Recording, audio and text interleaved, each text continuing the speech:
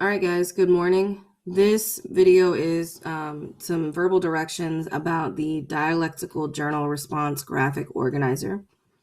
And this is going to be a pretty quick video just to kind of clarify anything that you may be struggling with. But ultimately, the word dialectic, it just means the art or the practice of arriving at the truth by having a conversation, by asking questions, so engaging in a dialogue. So when I say dialectical journal response, it's a fancy way to say find some quotes that really stood out to you and respond to them as if you were able to respond to the writer, okay? So directions here, you will find 10 powerful quotes, things that you think are powerful in regards to the story for some reason or somewhat, some reason, whatever sticks out to you, etc. And they have to be from the remaining chapters, so from chapters 6 through 9, which I think for general classes, your novel ends on page 115, and for honors, it ends on page 113.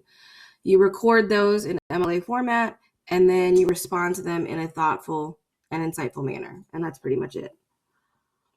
Sorry. All right, so here are the requirements. You want to make sure you follow these requirements.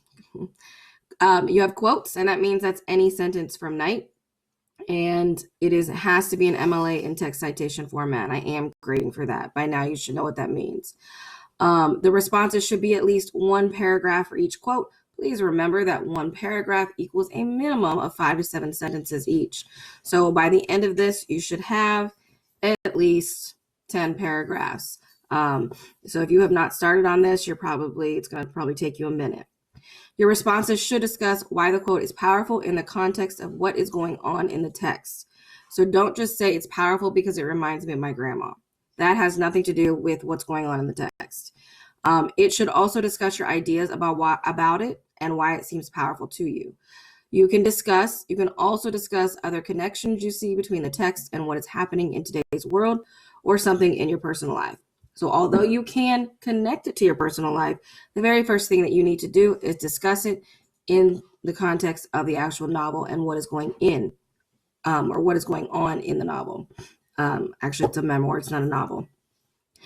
You can also discuss what you think the author, Elie Wiesel, is trying to say. So this chart will expand as you type. So you notice they're kind of small, but once you start typing, it will expand. I have done an example for you. And this is not something that you can't take the quote that I chose because that's my example for you. So mine was, never shall I forget those flames that consumed my faith forever. Never shall I forget the nocturnal silence that deprived me for all eternity of the desire to live. Never shall I forget those moments that murdered my God and my soul and turned my dreams to ashes. What's he doing? Okay. So your response has to be a paragraph, minimum 5 to 7 sentences each. So, and you can do first person. This is a response.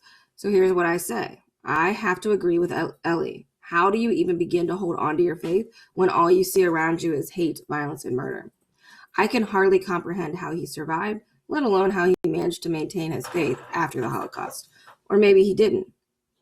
When you see the worst of humanity has to offer, how do you go on living? The words "murdered my God" are so powerful, in my opinion, because he's essentially saying how he can't believe that God would allow such things like throwing babies into a fire to happen.